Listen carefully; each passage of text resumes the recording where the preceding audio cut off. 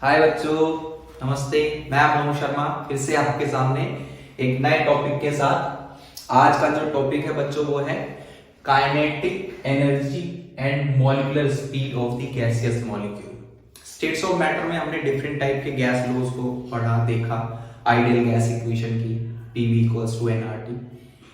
Boils ने बताया कि अगर आप टेम्परेचर कांस्टेंट रखते हो तो प्रेशर और वॉल्यूम के बीच में क्या रिलेशन होता है। अगर हमने टेम्परेचर कांस्टेंट रखा और अगर आप किसी गैस पे प्रेशर इंक्रीज कर रहे हो तो उसकी वॉल्यूम डिक्रीज हो जाती है। चार्ल्स ने बताया प्रेशर को कांस्टेंट रख दिया, टेम्परेचर अगर किसी गैस का बढ़ाते हो तो उसकी वॉल्यूम बढ़ जाती है। तो बच्चों ये जो हो रहा था इंक्रीज डिक्रीज, इसके ऊपर और ज्यादा स्टडी की गई कि ऐसा हो क्यों रहा है। इन गैसेस पार्टिकल के ऊपर जब और स्टडी हुई तो मैक्सवेल और बोल्ट्जमैन ने हमारे को तीन टाइप की स्पीड के बारे में जो है वो इंट्रोड्यूस कराया। क्योंकि हमारे पास गैसियस मॉलिक्यूल जो होते हैं वो रैंडमली मोशन में होते हैं, मूव करते हैं, एक दूसरे को कोलाइड टकराते हैं। और उसके बाद जब उनकी स्पीड के ऊपर जब ये स्टडी की गई और देखा गया तो मैक्सवेल और बोल्ट्जमैन ने तीन स्पीड को बताया। एक थी आपकी एवरेज स्पीड, एक थी मोस्ट प्रोबेबल स्पीड, एक थी आपकी रूट मीन स्क्वायर स्पीड। तो वन बाय वन देखते हैं ये स्पीड कौन सी होती है और क्या होती है। देखिए तो एवरेज स्पीड क्या होती है बच्चों। मान लीजिए मेरे पास कोई कंटेनर है, इस कंटेनर में मेरे पास ये गैसियस मॉलिक्यूल है, ठीक है। अब ये माना गया कि ये रैंडमली मोशन में होते हैं, अगर मोशन में मूव कर रहे हैं तो इनकी कोई वेलोसिटी होगी, ठीक है, स्पीड होगी। इनकी डिफरेंट डिफरेंट स्पीड होती है। तो मान लीजिए इसकी जो स्पीड है वो है u1, इसकी मान लीजिए u2, ये ले लेते हैं u3, ये ले लेते हैं u4 एंड सो ऑन। मतलब अगर n नंबर ऑफ मॉलिक्यूल्स हैं तो उनकी, या n नंबर ऑफ मॉलिक्यूल्स हैं उसके अंदर तो हमारे पास un ले लेते हैं, ठीक है। तो अब हमारे पास एवरेज स्पीड निकालनी है तो हमारे पास ये जो स्पीड है इस मॉलिक्यूल की, यहां पे लिखिए, इन सब की स्पीड का सम करना है और एवरेज निकालना है। तो पहले u1 u2 u3 dash dash dash, अगर n नंबर ऑफ मॉलिक्यूल्स हैं तो un divided by total number of molecules n, इसको रिप्रेजेंट कर देंगे UAVT से।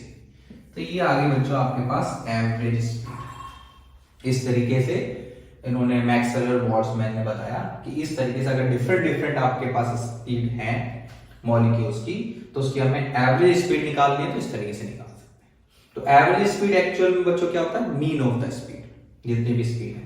इसको एक और तरीके से लिख सकते हो, if u1 is the speed of n1 molecules।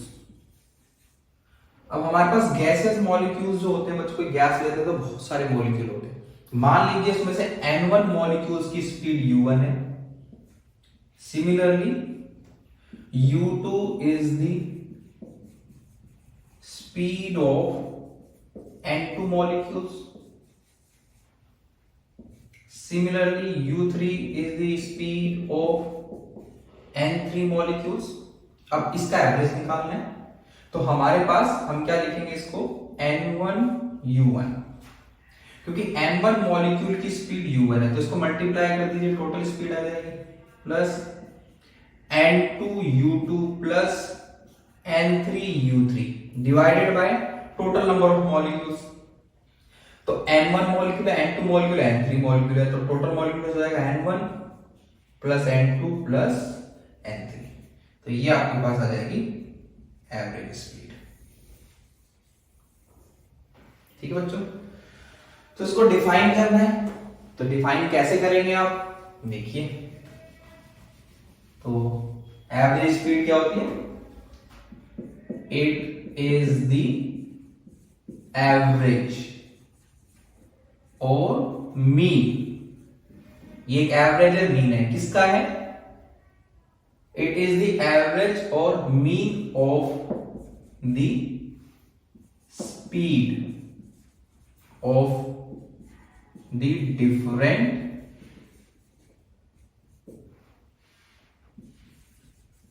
gaseous molecules in a given sample of gas। तो इट इज द एवरेज और मीन, क्योंकि एवरेज होता है, मीन होता है, of the speed of different gaseous molecules, जो डिफरेंट गैसियस मॉलिक्यूल्स हैं in a given sample of the gas. तो इस तरीके से आप इसको डिफाइन कर सकते हैं। तो ये तो होती है बच्चों एवरेज स्पीड। अब आते हैं मोस्ट प्रोबेबल स्पीड में। बच्चों मोस्ट प्रोबेबल स्पीड जो होती है आपकी, मैक्सवेल ने बताया कि बहुत सारे ऐसे मॉलिक्यूल होते हैं जिनकी स्पीड बहुत कम होती है, कुछ ऐसे मॉलिक्यूल होते हैं जिनकी स्पीड बहुत ज्यादा होती है, और कुछ ऐसे होंगे जो उनके बीच में होंगे। तो मैक्सिमम नंबर ऑफ मॉलिक्यूल्स की जो स्पीड होगी बच्चों, मतलब जो ज्यादा से ज्यादा ऑब्जर्व की गई होगी, एक तो बहुत कम हो गई, एक बहुत लो हो गई, एक उनके बीच में। तो उनके बीच में जो स्पीड है, जो सबसे ज्यादा मॉलिक्यूल है, जिसमें सबसे ज्यादा मॉलिक्यूल्स आ रहे हैं, खूब सारे मॉलिक्यूल्स, तो उस स्पीड को बोला गया मोस्ट प्रोबेबल स्पीड। मतलब the speed possessed by maximum fraction of the molecules. अब ये फ्रैक्शन क्या होता है, चलिए देखते हैं। मान लीजिए मेरे पास एक कंटेनर है, इस कंटेनर के अंदर मेरे पास कुछ गैस मॉलिक्यूल्स हैं, ये ले लेते हैं।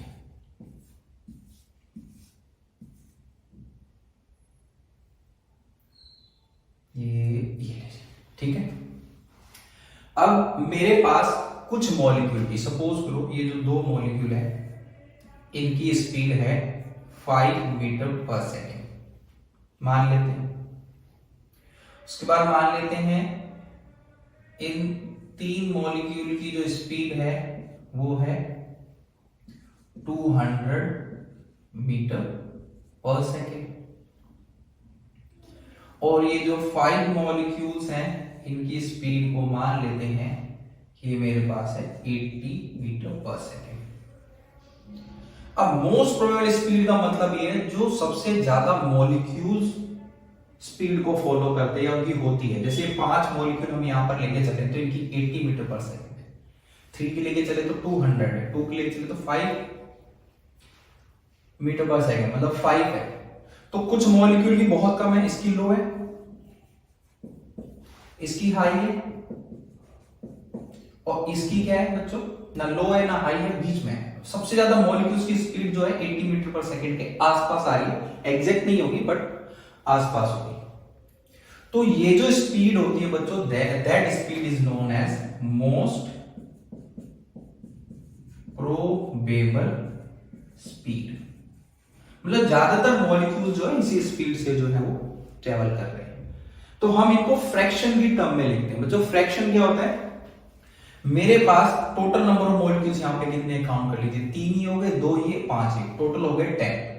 अब जो 200 मीटर पर सेकेंड से जा रहे हैं उसके 3 मॉलिक्यूल है, इसका फ्रैक्शन निकालने के लिए क्या करूंगा मैं, इसका फ्रैक्शन निकालने के लिए कि टोटल मॉलिक्यूल है जो जिनकी 200 मीटर पर सेकेंड स्पीड है वो है 3 डिवाइडेड बाय टोटल, तो मेरे पास आ जाएगा 0.3। मतलब इतना फ्रैक्शन, ठीक है। टोटल 10 में से जो भी मेरे पास है इतने फ्रैक्शन ऑफ मॉलिक्यूल की स्पीड इतनी, 2 की निकाल लेते हैं। इसका फ्रैक्शन कैसे निकालोगे, 2 डिवाइडेड बाय 10, और इसका क्या आ जाएगा 0.2। तो इतने मॉलिक्यूल की स्पीड जो है 5 मीटर पर सेकंड है, और ये जो 5 वाले हैं ये 5 डिवाइडेड बाय 10 इक्वल्स टू 0.5। तो देखो जो सबसे ज्यादा फ्रैक्शन होगी इसका आ रहा है, इसका सबसे कम इसका, फिर ये। तो ज्यादातर फ्रैक्शन, जिसका फ्रैक्शन मतलब ज्यादा होगा उनकी स्पीड जो होगी that is most probable speed. तो आप इसको यहां पे डिफाइन कर सकते हैं, the speed possessed by the maximum fraction of the molecules in the given sample of the gas। इस तरीके से इसे आप डिफाइन कर सकते हो।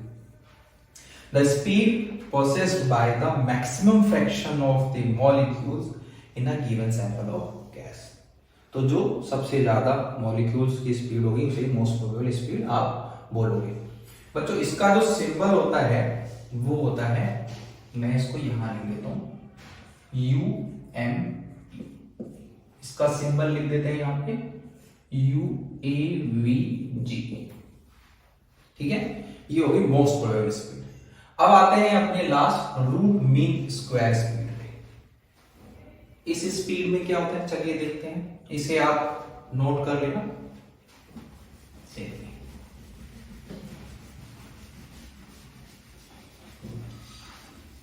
देखिए ये किस टाइप की स्पीड होती है आपकी। हमारे पास मॉलिक्यूल्स की काइनेटिक एनर्जी होती है, तो काइनेटिक एनर्जी का क्या फॉर्मूला होता है, काइनेटिक एनर्जी इक्वल्स टू होता है हाफ एम वी स्क्वायर। तो यहाँ पे जो वेलोसिटी आ रही है बच्चों ये देखो वी स्क्वायर, यानी कि जो भी हमारे पास स्पीड है उसका स्क्वायर करके उसका एवरेज निकालना, मीन निकालना और फिर उसका रूट निकालना, उसे हम बोलते हैं रूट मीन स्क्वायर स्पीड। चलिए देखते हैं, मान लीजिए मेरे पास ये कंटेनर है, इस कंटेनर में अगेन कुछ मॉलिक्यूल ले लेते हैं गैस के, होते बहुत छोटे छोटे बट फॉर एग्जांपल मैंने काफी बड़े बना दिए। मान लीजिए इसकी स्पीड u1, इसकी स्पीड u2, इसकी speed u3 and so on, and molecules के लिए un। ठीक है, तो मेरे पास यहां लिखा है रूट मीन स्क्वायर स्पीड। तो सबसे पहले मैं क्या करूंगा, जो भी स्पीड है उसका स्क्वायर निकालूंगा। मान लीजिए u1 है, इसका स्क्वायर निकाल लीजिए, u2 है, इसका स्क्वायर निकाल लीजिए, u3 है, इसका स्क्वायर निकाल लीजिए, और n है तो n का स्क्वायर निकाल लीजिए। अब इसका एवरेज निकालना है तो प्लस कर देंगे, dash dash dash divided by n number of molecules, जितने मॉलिक्यूल्स हैं, ठीक है, इक्वल्स टू u, और इसको लिखते हैं RMS root mean square speed. तो ये आपके पास, अच्छा एक मिनट, आपने स्क्वायर का एवरेज निकाला, फिर इसका अंडर रूट निकाल देंगे, तो ये आपके पास आ जाएगा रूट मीन स्क्वायर वैल्यू। अब सपोज कीजिए आपका फिर से if u1 is the speed of n1, इस फॉर्म में, अगर इस फॉर्म में लिखना है तो हम कैसे लिखेंगे, इनका स्क्वायर कर दीजिए, यहां पे लिख दीजिए n1 मॉलिक्यूल है, उसकी स्पीड u1 है। ठीक है, तो आपके पास अगर आप इसको लिखेंगे तो ऐसे लिख दीजिए n1 u1 का स्क्वायर, n2 u2 का स्क्वायर, n3 u3 का square divided by n1 plus n2 plus n3, और इसका अंडर रूट URMS। तो इस फॉर्म में भी आप लिख सकते हैं। ठीक है, तो रूट मीन स्क्वायर स्पीड मतलब पहले आप स्पीड का स्क्वायर निकालिए, उन सभी स्पीड का फिर आप एवरेज या मीन निकालिए और फिर उसका रूट निकालिए, उससे जो स्पीड आएगी that is root mean square speed. तो इसको डिफाइन कर लेते हैं, कैसे लिखेंगे आप इसको, यहां लिख लेते हैं इधर,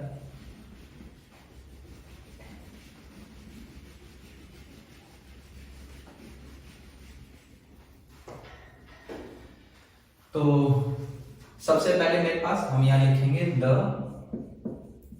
हम क्या कर रहे हैं, यहां पर हमारे पास रूट है, तो आप लिखिए the square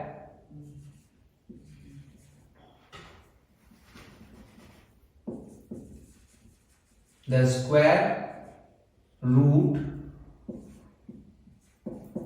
of the square root of the average or mean, average or mean of the square of the different speed of the gaseous molecules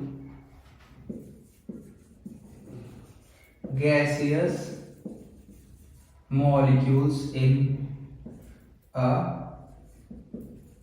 given sample of the gas.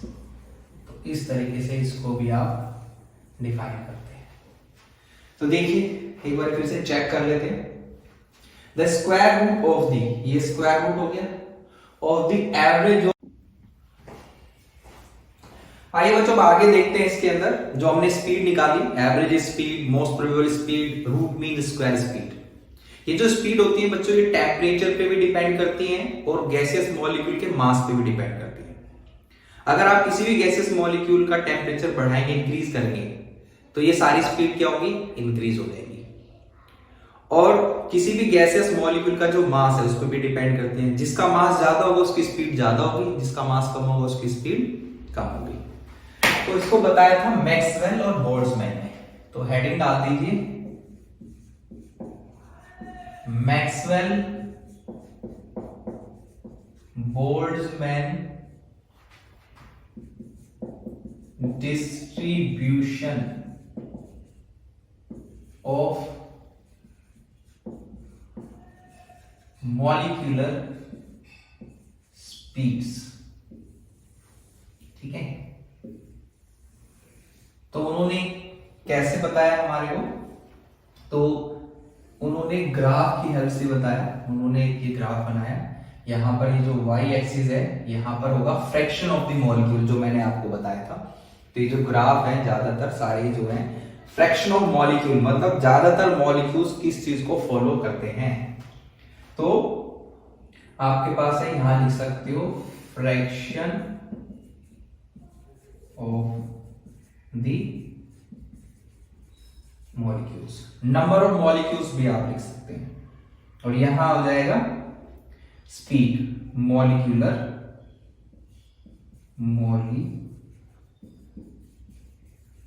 Speed. तो बच्चों इन्होंने curve बनाया इस तरीके से, ये graph दिया एक, मान लो ये कोई टेम्परेचर T1 पे है।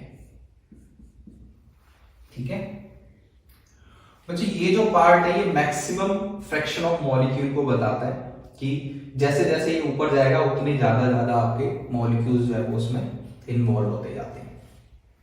तो यहां पर ये जो आप पीक देख रहे हो ये वाली यहां पे, तो इसी को लेकर के उन्होंने बताया। मान लीजिए कोई भी दो गैस ले ली, एक गैस मान लीजिए आपका क्लोरीन ले लीजिए, एक गैस ले लीजिए नाइट्रोजन गैस, एक ले लिया Cl2, एक ले लिया मैंने नाइट्रोजन गैस।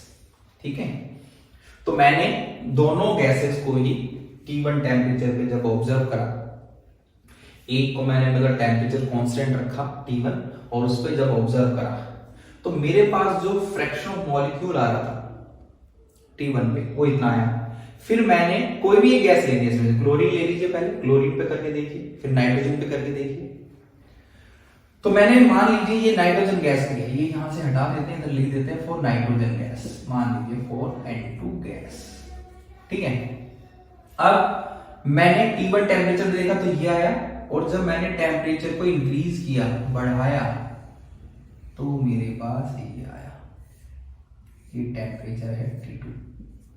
अब इसमें क्या आप ऑब्जर्व करते हो, सबसे पहले तो टेम्परेचर कौन सा ज्यादा है, तो T2 ज्यादा, तो यहां लिख देते हैं T2 is greater than T1।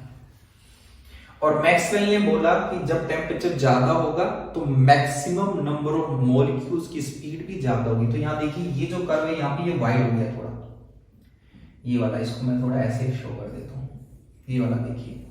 और जो प्रीवियस देखेंगे उसकी जो वाइडनेस है ये कम है, और इसमें देखिए ये ज्यादा है। तो इस तरीके से ये ग्राफ प्लॉट करके बताया। तो इसमें आप यहां पे लिख सकते हैं कि द एवरेज, मैं यहां सिंपल लिख देता हूं, द एवरेज स्पीड यानी कि AVG and most probable speed यानी कि MP and root mean square RMS speed. The speeds all these fields are depends on the temperature. ठीक है, टेम्परेचर के क्या हो जाएंगे ये डायरेक्टली प्रोपोर्शनल। यहां पे लिख सकते हैं if we increase the temperature all the speed, यानी ये सारी speed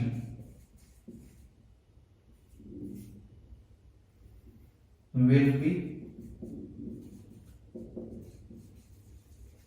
increased and vice versa। यहां इधर लिख देते हैं वाइस वर्सा का मतलब बच्चों इसका ऑपोजिट। अगर आप टेम्परेचर इंक्रीज करते हैं तो स्पीड इंक्रीज होगी, टेम्परेचर डिक्रीज करते हैं तो डिक्रीज होगी। एक कर्व तो ये हो गया। दूसरा कर्व ले लेते हैं बच्चों मास के अकॉर्डिंग, वो भी सिमिलर ही आएगा। तो इस तरीके से बना देते हैं यहां पे फ्रैक्शन ऑफ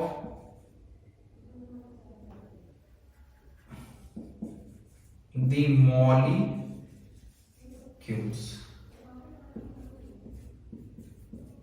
मॉलिक्यूलर स्पीड।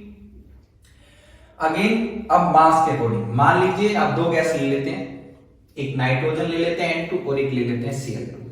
तो सबसे पहले तो ये देखिए कि किसका मास ज्यादा है, N2 का ज्यादा है कि Cl2 का ज्यादा है। तो Cl2 का ज्यादा होगा।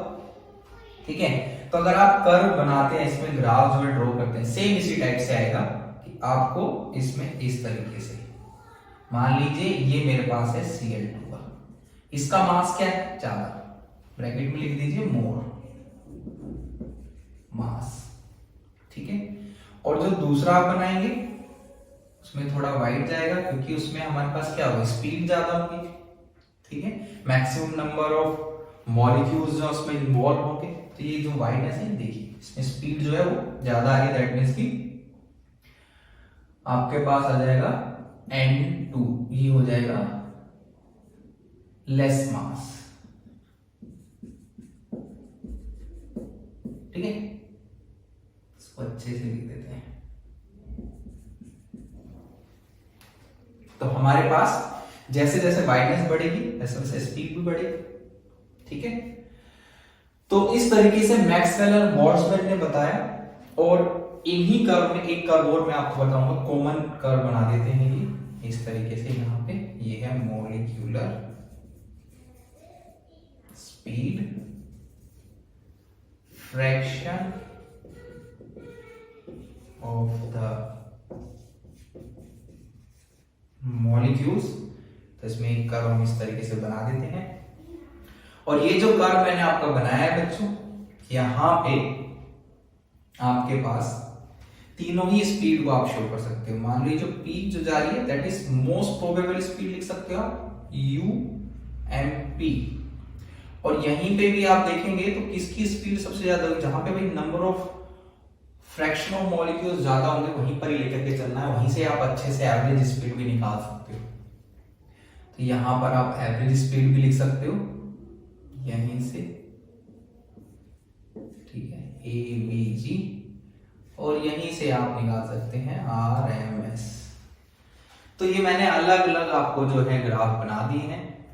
ये मास के ऊपर है तो यहां पे आप लिख सकते हैं कि ऑल